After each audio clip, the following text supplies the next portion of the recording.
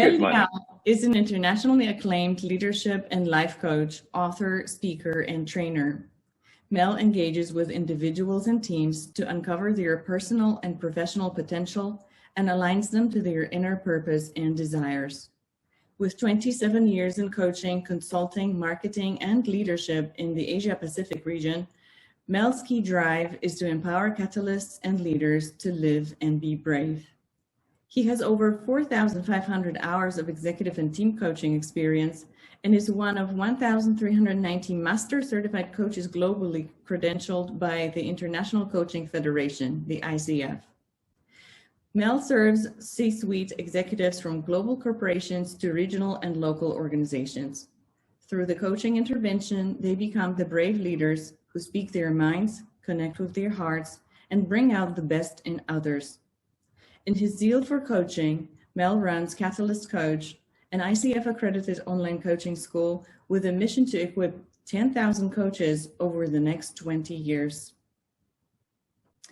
Welcome, Mel, and thank you so much for finding the time to talk to me about engaging the brave leader in ourselves. Thank you for coming. It is my pleasure to be here, Izabela, and once again, you're doing such a wonderful job with this summit. So I'm just here ready to serve everyone that is listening. It's going to be a great time, and we're going to have fun as well. I really do hope so. And as you said, we are here to serve our audience, who are mostly young leaders. But this summit, to be honest, I have been receiving so much feedback already. We haven't started yet. You know, people who are signing up, they already have so many questions. They come with doubts, they come with dreams, they come with open minds. And so I think we have a great opportunity here to help them, to serve them, as you said, to give them advice and to listen to their questions. And speaking of those, I have a big question to you. I mean, I've read your book and I know your work, but I think it really, we need to answer this question. What do you mean by brave leadership? Who is a brave leader? That's a good question. Thank you for starting there. I would say a brave leader is one that basically the mind, the heart, and the will is all aligned to be able to act bravely. All three are in sync. What I mean by that is, if you look at the mindset, this brave leader often would think beyond the boundaries of the norm, right? Of uncertainty as well in today's terms, right? And will often also have a mindset of the people in mind, not just the organization, but the people as well. Not just the mind, and I mentioned the heart, which means the person pursues what is right versus what's convenient. Because it's always easy to do the convenient things, or perhaps the urgent things in today's world, right? But not often easy to have the heart that serves the areas that are most important on what's right. And of course, the will is that will to carry on despite failures, despite falling down, despite falling short from that step forward. You know, how we sometimes walk, and especially for me, I love going little hikes, right? Around our rangers area here in where I live. And I often have to be careful about where I'm stepping, right? And if the ground's wet and the rock is rocky, right? Often I would have a little bit of a slip. But that slip is not that bad that I fall down and I break my leg or anything like that. That slip just, that will be a little too much for me at my not so young age these days. But for me, it's I know I'm gonna slip, because that's part of what I'm doing. Right? It's not risk-free. There is nothing that we can run away from and say, oh, I don't want any of that risk. Because today's leader needs to understand how to take that risk bravely. But hopefully that is all aligned with their mind, their heart, and their will. It's all in sync. Right. And as they take that step forward, even if they fail, they know they are just half a step from the truth, not 20 steps down. Isn't it integrity, a lot of what you have just said?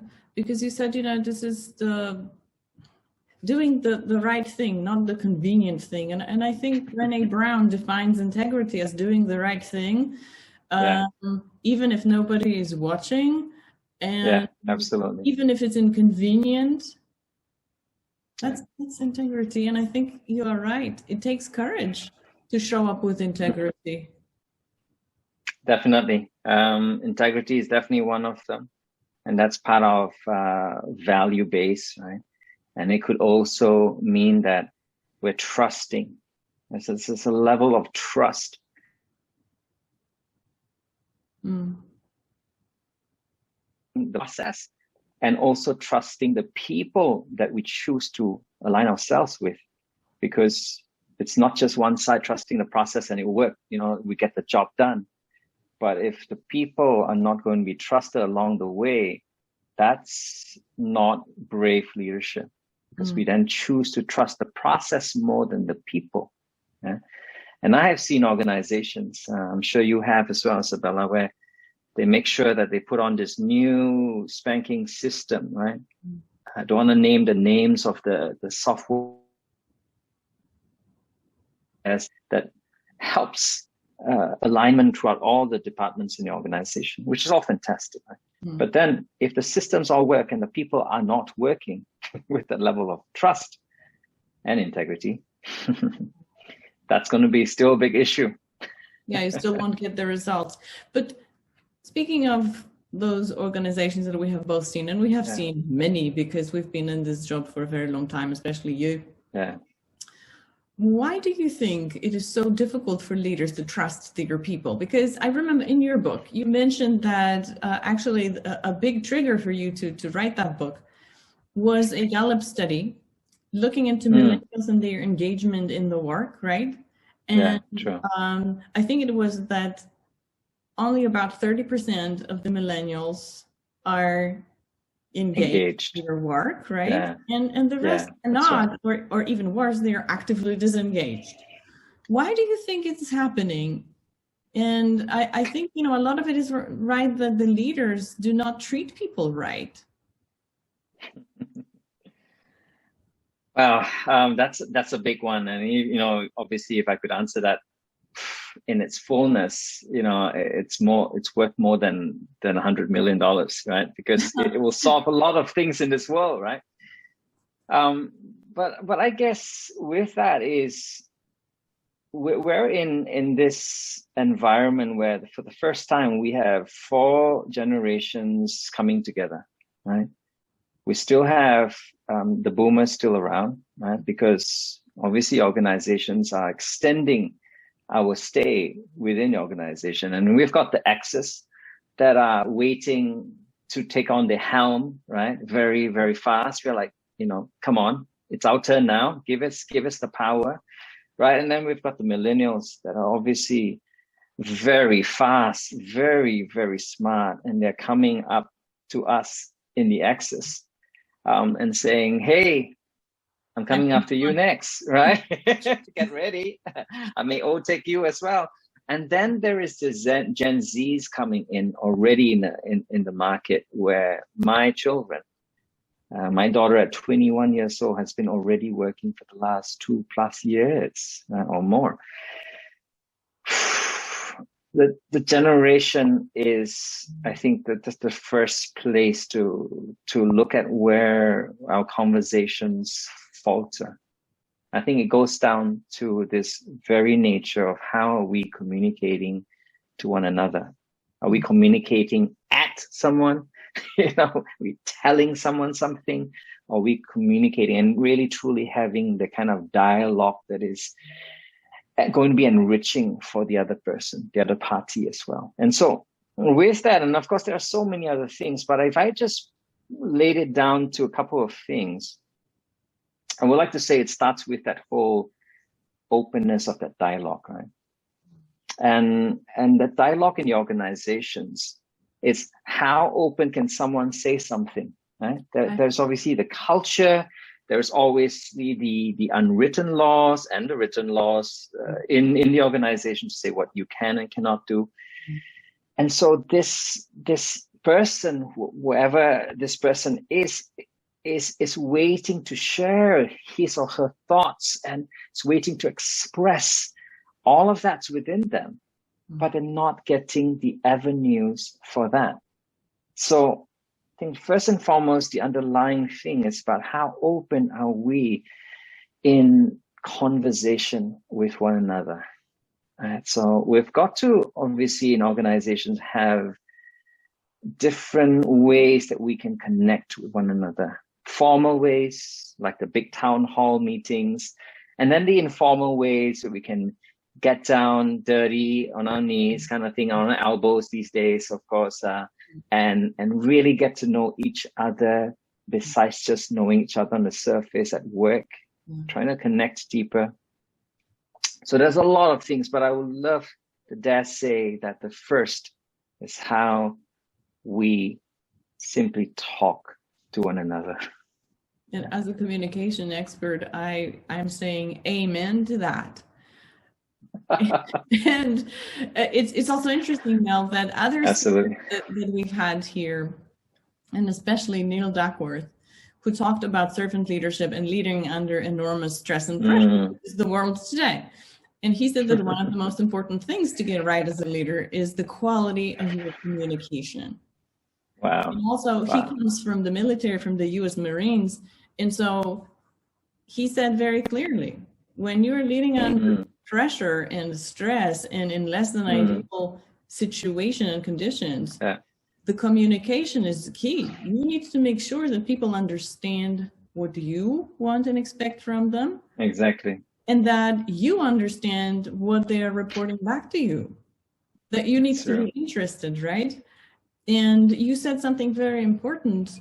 It's actually feedback, opening the avenues of feedback. And from what I know, from my clients, they don't feel safe.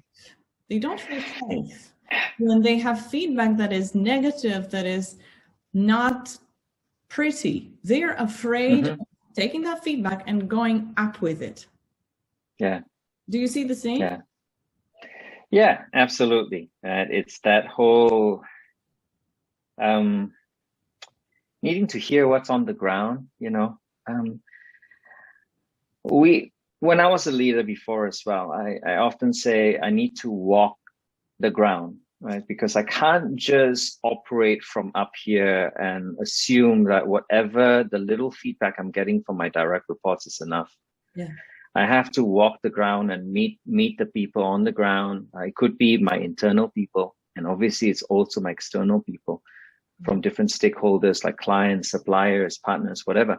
So we've got to listen in on what they are saying versus just assuming in our minds and making up strategies based on that, right? So that's one of the things I realized, that if I could turn back the clock of time, Izabela, I would have turned back the clock of time of that, doing a lot more walking the ground and a lot more listening, versus I think what I was doing before was walking the ground, but just finding confirmation to what I already thought was true. Ooh. Isn't this a typical mistake that so many leaders make, that they are just looking for confirmation of what they think is right? Yes, Izabela. Unfortunately, I'll be the first to say I was like that too, because, hey, we rallied for our people's affirmation and acknowledgement and support, right?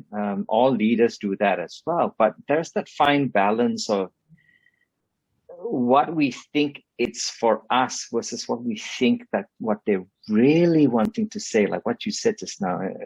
Is it safe for them to tell us these things that we maybe are not ready to listen? Ooh, that I think that's the tough bit, because that's the real conversations that could be having, or we could be having in organizations, so that we can slowly break down those misconceptions and those walls that we've built up through the years. I think, speaking of the true test, Mel, I think the true test of leadership is whether there's psychological safety in their teams. Yeah, definitely. Simply because if there is no psychological safety, people will not communicate with you because they will be afraid. And I think a lot of it, whether you as a leader have that psychological safety, whether you've built that into your culture, is about your ego, isn't it?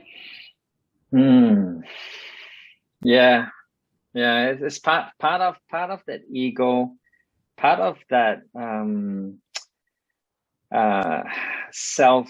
self-belief, or we can say self-esteem of ourselves as well, wanting to be right.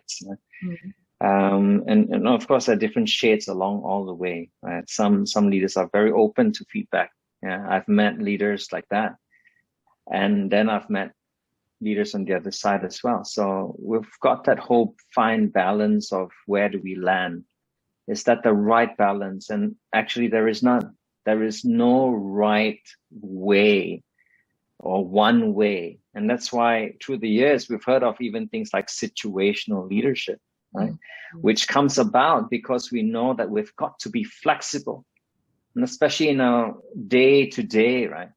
When we have WFH working from home, and we've got, being agile, transformation, everyone's saying that. And I laugh at some of my executives that I work with and say, sometimes I think this word agile means they're just trying to streamline the workplace. They're just calling it a beautiful name today, and so on and so forth. And all these things come together because we know that there is an elephant in the room. We're just not sometimes addressing the real elephant in the room. We're just, slowly trying to paste the elephant with different things so that we don't really see the elephant anymore. We try to manage that so that it's manageable. So that's what's happening. Enough courage to address the elephant in the room, because I think it's really about the courage, a lot of it, on both sides. Well, what John Maxwell says, leadership is influence. I think one of the things that doesn't really happen is that leaders don't believe that they have to start the work on themselves first. I'm totally bought with what John says, right? But that context of influence, it's not you influencing others first. It's a mirror image of you influencing you first. You've got to be the first person that gets influenced. And if it does not start with me, it is not going to happen. It's like when I became a father. I'm a father 3 times around. I'm so blessed to have 3 beautiful children. But I can tell you, it was not all beautiful along the way. But just with that, right, I realized that the right to be called a father has so much more layers to it, just like a leader, than just saying, I'm a father because I have 3 children. That's why I'm called father. No, there are so many layers of that I did not understand, because you know what? There was no father university or father school, and neither there is with mother school, right? So I did not go through those modules to find out that A, you've got to start with you. B, you've got to be brave to identify the areas that you're weak in or you're working on or whatever. So all of that begins with me. And when I started coaching, Izabela, about 16 years ago now, the best gift that I got was being able to coach myself. And the whole thing turned around to me to ask myself, what sort of father have I been? Because I was a father already. Right? So I had a chance there to become the father that I want to be and I can be. And so that's, I think, linking back to what we're talking about in leaders. The leaders must really understand, are you a leader because someone put a label on you and say, now you are senior vice president of this whole department, or you yourself are also readying yourself to say, there's still bits that I'm still struggling with. There's these areas that I really want to work on, and be really honest about it. Yeah. So we're not coming as a full-fledged leader, all ready and done up, right? But we're coming with all those ability to be vulnerable to one another, ability to receive feedback is what we're talking about just now, ability to listen in, come down from the high horse and listen to what's happening on the ground, and so much more. So, yeah, I'm going to find my signs here. Just give me a moment. And yes to all of this. Yes to all of this. I love that sign. Yeah. Because, you say that you are the master coach, right? It took you 16 years to come to this place. It's a long journey. And we, to become certified coaches by the International Coaching Federation, we need to go through supervision. You cannot be certified by ICF unless you have gone through very rigorous supervision, where experienced master coaches look at your work and give you feedback, which is, absolutely, well, I would put it this way. They give it lovingly, but it's tough, isn't it? It is tough. It's a punch on your face. I just put it as bluntly as possible. Yeah. And then you say, thank you. And then you say thank you, and then you work on it. And then you work on it because the next supervision is coming. And I think they treat us with this kind of rigor because they know that we will work on human material, living human soul and living human heart and living human mind. And isn't this also the role of a leader? It's not only to point in a direction and say, here we go, this is my vision, off you go, here's the plan, go and conquer, win the battles. This is what I've heard from many leaders, as if we're in a war, as if business is a war. It is not. We are here to do wonderful things. And we started from this, you and I, we are here to serve. And business is there not to just make money. Of course, the business has to make money, but the business has to serve. Has to bring solutions to people, right? Only then it is justified. So my point is, leaders really need to be open to feedback. You said they need to get off their high horse and just walk the floor with their people. And first of all, I think really listen. This is one of the skills, right? Listen. And so just before you go on, Mel, because I think what we are really pointing at right now, or we have just by accident arrived at, is that leaders need to be a little bit like coaches, or maybe a lot like coaches. What do you think? Yeah, you are absolutely right. If I had the sign here, I will put it back to you and say yes as well. Okay, I can do it for you here. Here, everybody. Here's the yes from Mel. Yeah. And right, it's coaching and serving and being honest and vulnerable and so much more. It's the and, I think, that defines a leader. It's a powerful word that I learned through coaching and through supervision, actually, because I used to use but a lot more. I would say something, but. Guilty as charged. And that would just, and I didn't know what I was doing. That would have just cut whatever I've said that was nice by half. It's like you could give a feedback to your staff, and I did that before. It's like, oh yeah, you're doing so well, da da da da da. I see this initiative from you, da, da. But suddenly it's all ears on deck, right? They're like all hands are like, okay. And so I started to realize that people are listening to every single word that the leader is saying. Every word that the father, the mother is saying. And you know what? Sometimes I get a bit forgetful, and I blame it on my age. It's easy to have something to blame. And my kids remind me, like, remember you said this, Dad? I'm like, huh? Did I? Oh, I actually meant this. And you're caught off guard because they're constantly listening. And same with our organizations, right? Everyone around you are listening. The walls have ears. They're listening.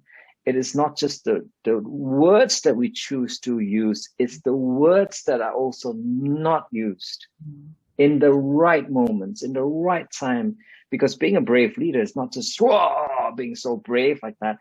Being a brave leader also takes on positions.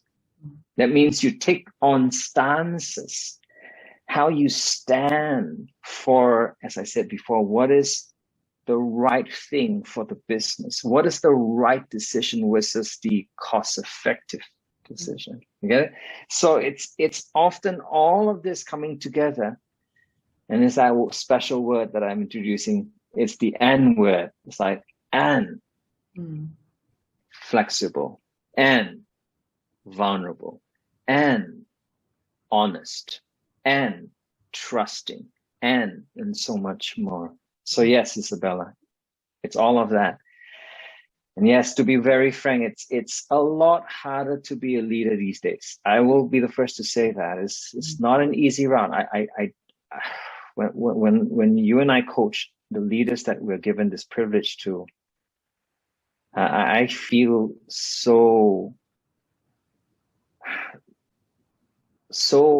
it's like my heart goes out for them, because the whole environment has shifted so fast and so much, and the demands of the leader has become so real. And I think that's also something that must be addressed, which means it's about being brave to say no.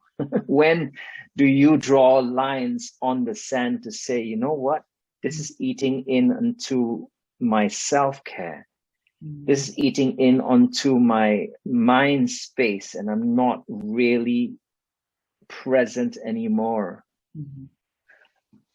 And a whole lot more. So I'm just going to pause here, give even the listeners a chance to reflect on what we're sharing even today. This is so important, and you and I, we've talked about it. And I know that you had your own situation in life where that running and not having boundaries, not having clear boundaries, brought on a very serious health situation for you. And so let's maybe talk about this, because I think, Mel, that having boundaries, having clear, strong boundaries is an act of leadership, but it is also an act of bravery, of courage, simply because people are afraid to set clear boundaries. I had a coaching situation just yesterday with a young leader who said to me, we are so stretched, we are so overworked, we have just lost 2 people from the team because of streamlining, as you said, streamlining the workflow.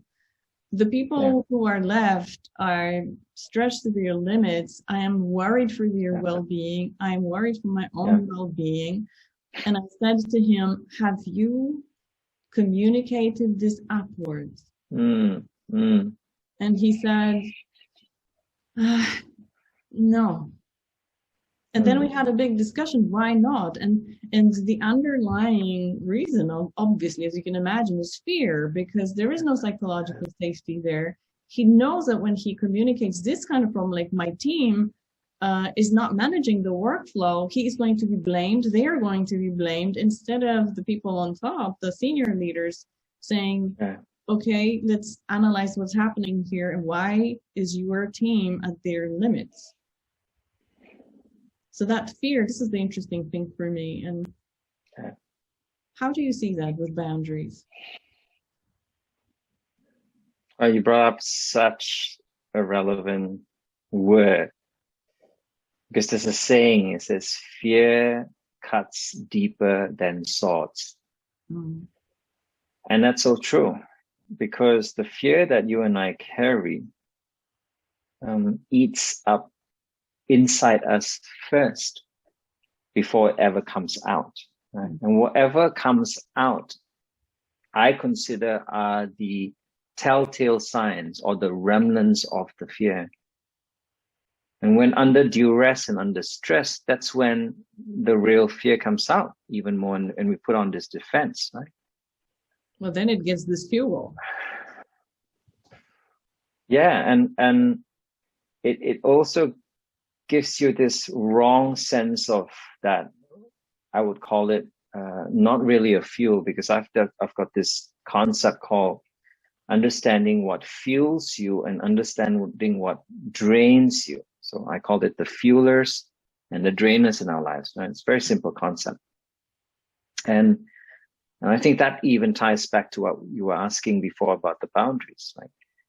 If you and I don't know or not aware of what actually fuels us and what drains us, that's the first place, right? It's being aware of what exactly is going to suck us dry. And yeah, everything you said just now about the executive in the real world today, about doubling up, doing extra than what they're supposed to, and hey, it's expected of them, right? Because less amount of headcounts, more multitasking, speed has gone up, productivity is expected of you, and you're supposed to rock up with a smile, on top of that.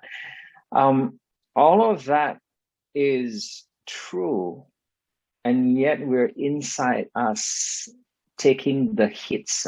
It's like a hit in the face I was telling you about, but we're taking those hits inside of us. And because of that fear, right? So we are just containing it to the point when we can't contain it anymore. And that's when we explode or crack under pressure. So the importance of this boundary is so important, because we've got to actually know what's draining our energy. We've actually got to also know when we say no. Yeah. I had an executive, actually quite a few of the executives are like that, where they're working on a global time zone, right? Because, hey, one part of the world is awake.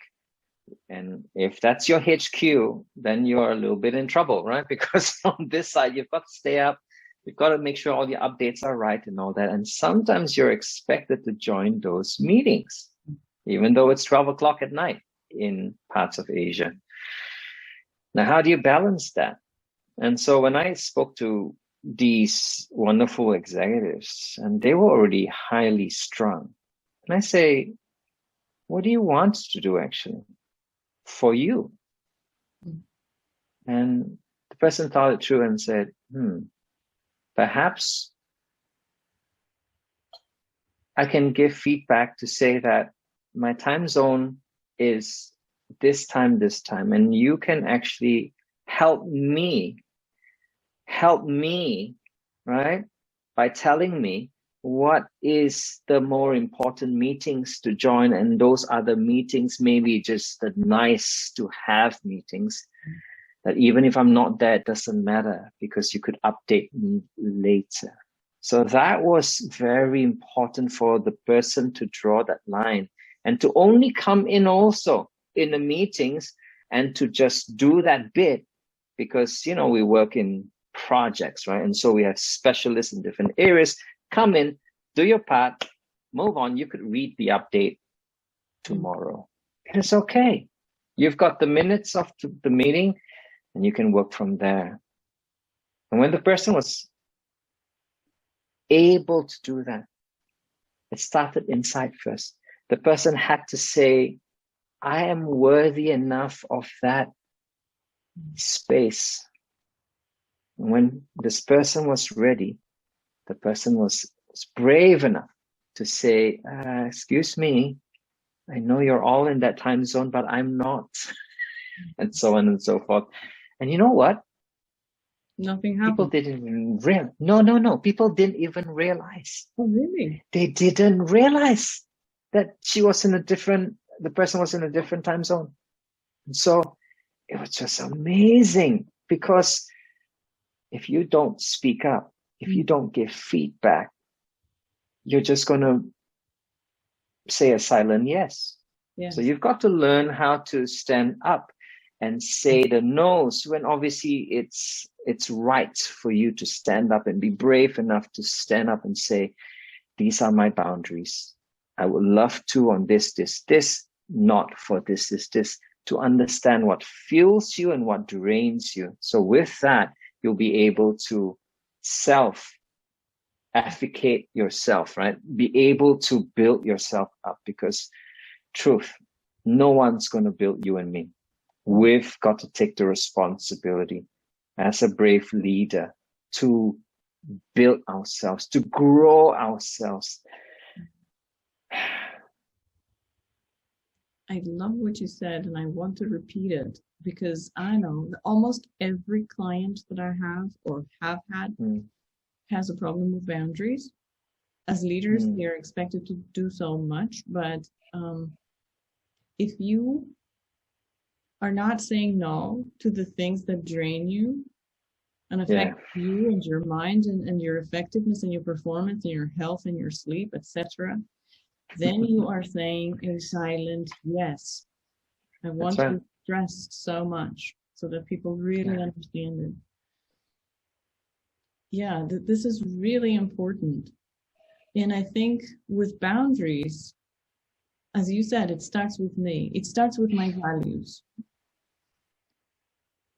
For example, for me, sleep is so important. If I tried to coach those high octane executives on just 5 hours of sleep, none of us would benefit. I know that. Yeah, it's true. So I also work with people all over the world, and I say no to coaching sessions that are too late or too early simply because they cut into my sleep. Yes, it affects my business then, but so be it. I know the value of health, and I know that sleep is one of the most fundamental things for mental and physical health.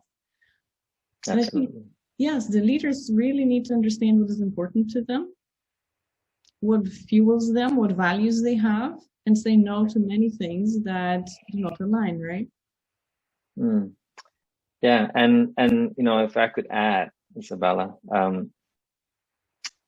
when I was a leader then, I also felt guilty at sometimes, because that's a real feeling, because you feel so responsible to your job and the workflow and the people that works with you. So you sometimes feel you're slowing down the project, right? So you're like, I gotta push myself, right?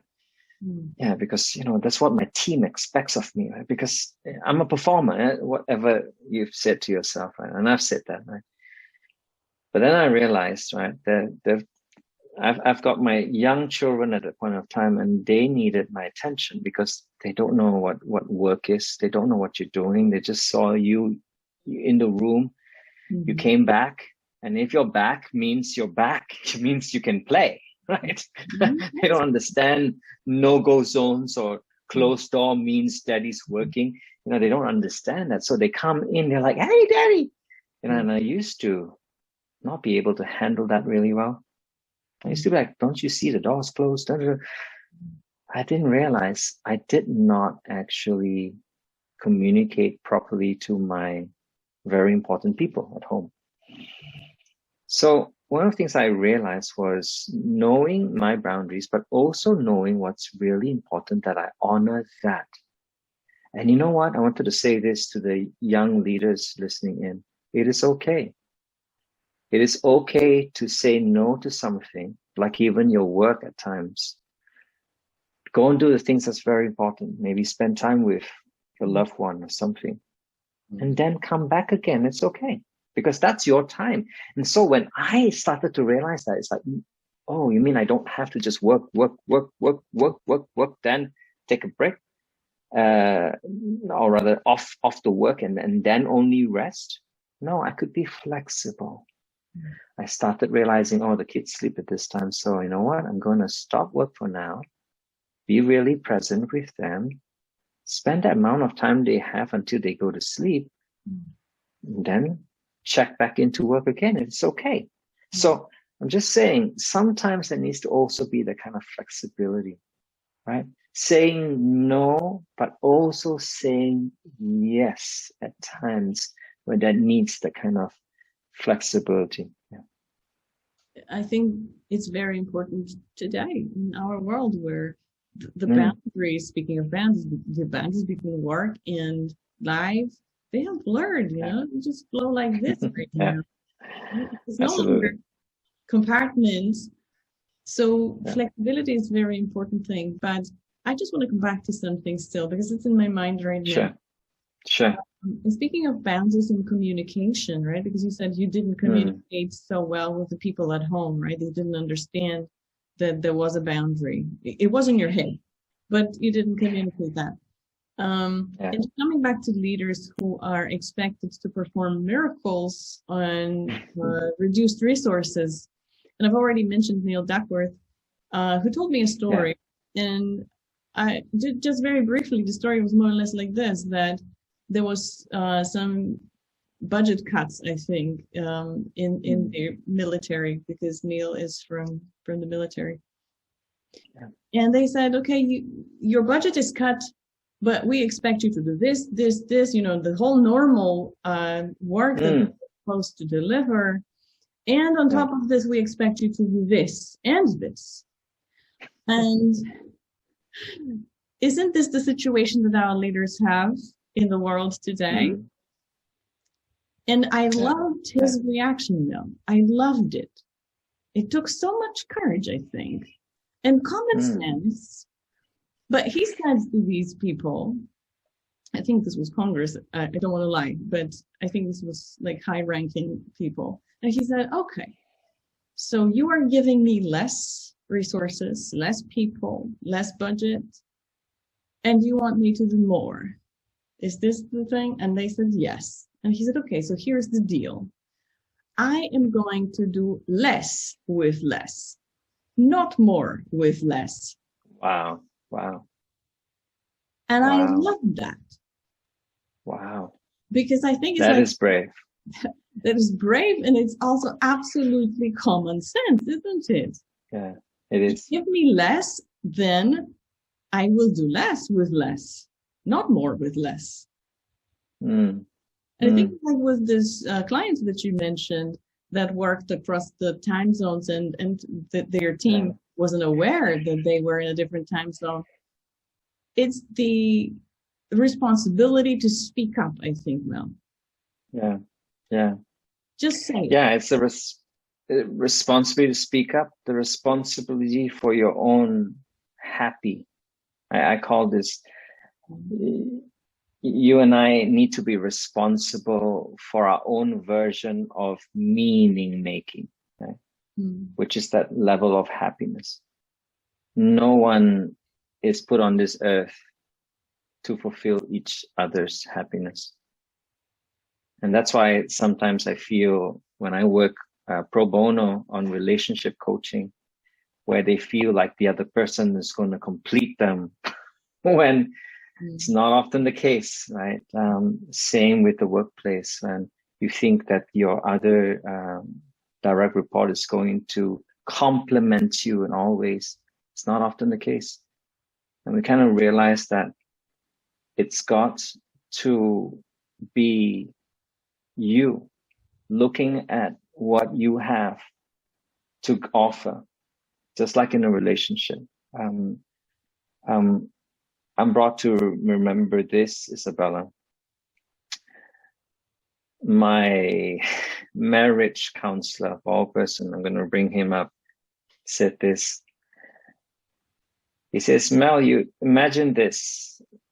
When you come to your spouse, I want you to imagine that you are having a jug. And that jug, you've got some water, of course, not a lot, right? But if you keep that water just for yourself, like me, thank you. Yeah, exactly. Just for yourself, right? And you don't want to pour, right? Because you don't want to pour, you're thinking, oh no, I need the water. It's going to be somewhat self-serving. Okay. So bear me for a moment. Right? I was like, true. But he says marriage is like this. It takes two to pour. Like, oh, interesting. So when you pour, she's going to pour as well. And when you both pour, as you empty out your jug, and as she empties out her jug, what do you get? And some people will say, I got an empty glass. Right? That's so unfair. You've got everything now, right? No. What have you both poured into? It's into a new vase that had more than before. So I just love that metaphor, because we often think that this is just for me, so I'm just going to hold it so close to me. And it's like if I pour any more, I'll be more thirsty. I'll be drained out. I've got nothing else, and that's why everyone, and it comes back to the fear we talked about. Everyone's so fearful that they're going to be drained out of that. But imagine this. If the organization were to take a brave step forward, and if that leader were to realize that all he needs to do every day is to pour out into this where everyone can flourish, right? That will be such a blessing, because everyone also pours back in. So everyone's being fed, nourished together. And I think that's what's happening in the world today, when leaders are brave enough to be the first to pour. Not holding back. Be the first to pour. You're not going empty, don't worry, because you also have ways that you've realized how you can fuel yourself, right? But as you do that, you're encouraging the rest of the people around you to see that, you mean I can also pour in? Yes, you can. Yes, you can. We can all do that. So when we do that, the best part of it, this is the best part of the story, is that container now overflows. And it overflows into the lives of others. Whoever needs it more in that season will get that. Such an important thing that you're pointing out, that this is the leader's responsibility to set an example and to set the culture, because the culture flows normally top down. Just like you are the father of the family, your actions set the culture in the house, right? Your children will learn what is accepted, what is not accepted, what is rewarded, what is punished, and so on, right? And so it is leaders' job to establish that culture. And I think it is leaders' job, and especially in this world today, to put the people first. It's this old saying that, you know, you don't have business without people who do the business, right? So take care of your people. Isn't it time right now, Mel, that the leaders take care of their people and put them first? Absolutely. And the question that comes to mind is a two-pronged question, right? As a leader, you can ask yourself, who am I becoming? Right? So that's a question that you ask yourself, because leadership begins with you. And brave leadership, meaning bravely being able to influence people, begins with yourself. So who am I becoming? But there's a second side of the question, which is, who am I unleashing? And so it's two-pronged there. Who am I becoming? And who am I unleashing? And there's a relationship between the two questions. Because whoever you become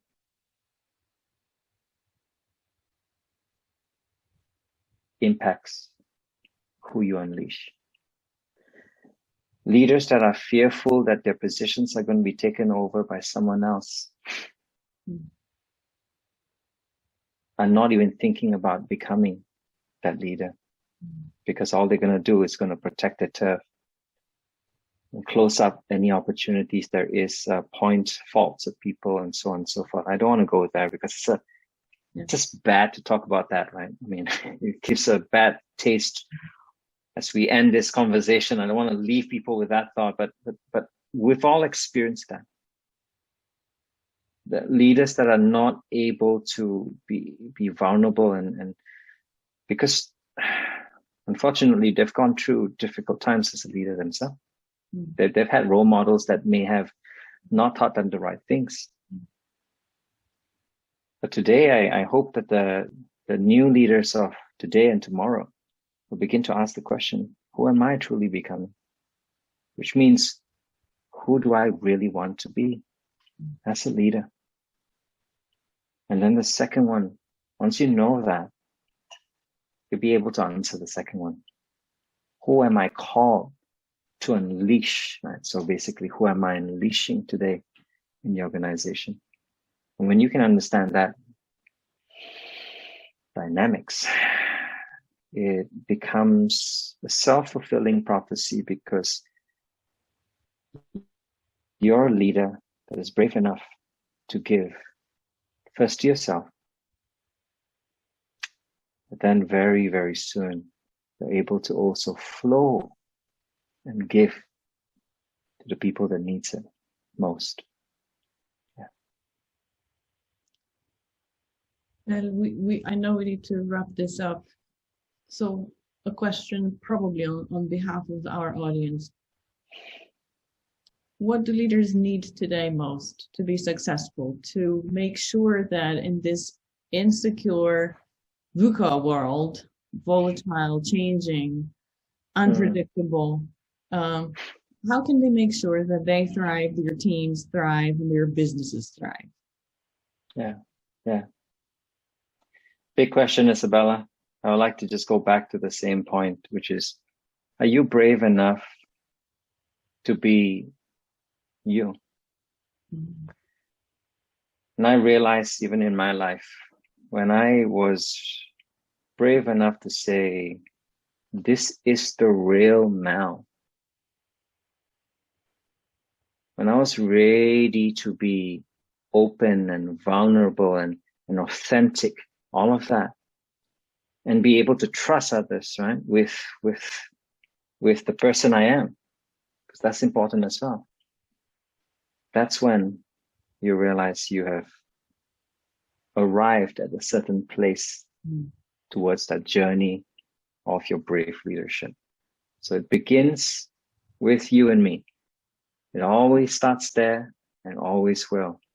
To ask ourselves, who am I wanting to be? Who am I becoming? This brave leader, and represent that voice that resonates within you. You can't be someone else. Even though we have role models all around us, it's great. Don't get me wrong. I have many mentors in my life, but I am not them and they are not me. I've got to find the Mel voice, the Mel vision, the Mel positioning, the Mel way, so that I could be so true to who I'm called to be and who I'm called to become. So start there, work on yourself, and all things will fall in place after that. Beautiful. So you are getting a special plan. Thank you so much. Back to you. Thank you. And before I let you go, I know that you have a wonderful gift for our audience. So could you tell us very quickly what it is and where they can find it? Sure. This comes from my book, my upcoming book called Engage, How to Stop Living Life in Default and Live Life You Desire. It is the first 3 chapters. It is a summary of those 3 chapters. It is beautifully hand illustrated. So you'll get 3 wonderful hand illustrated colored PDF of that first 3 chapters of the book.